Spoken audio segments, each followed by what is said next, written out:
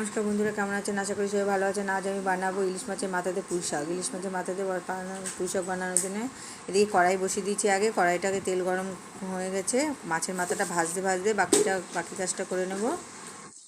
তা মাছের মাথাটা তেলের মধ্যে দিয়ে দিয়েছি। এবার ভাজা হতে থাক। আমি এদিকে সবজিটা নিয়ে নিই। সবজিটা কেটে ধুয়ে নিয়েছি, কাঁঠাল বীজ, কুমড়ো, আলু, আর এদিকে পুঁই শাক কেটে ধুয়ে নিয়েছি। এদিকে ফোড়নের জন্য তেজপাতা, শুকনো লঙ্কা আর কালো জিরে। মাছের মাথা ভাজা তেলের মধ্যে ফোড়নটা দিয়ে দিলাম। এবার ওই ফোড়নটা ভাজা হয়ে গেছে, এবার আমি সবজিগুলো ছেড়ে দেব।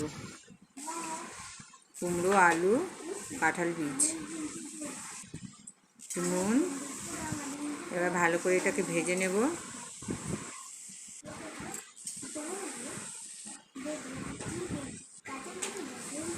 এই সময় দিয়ে দিলাম হলুদ, যেহেতু নুনটা আমার দেওয়া ছিল। আমার সবজিটা ভাজা হয়ে গেছে, পুঁই শাকগুলো এবার দিয়ে দেবো। দিয়ে ভালো করে নাড়িয়ে চাড়িয়ে মিশিয়ে নেব। তাহলে নুন আর হলুদটা ভালো করে পুঁই শাকে মিশে গেলে মজে যাবে। এদিকে আমি ঢেকে দিলাম।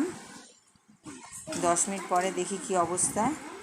এটা কিন্তু অনেকটাই হয়ে এসছে, দেখুন সমস্ত সবজিগুলো মজে গেছে।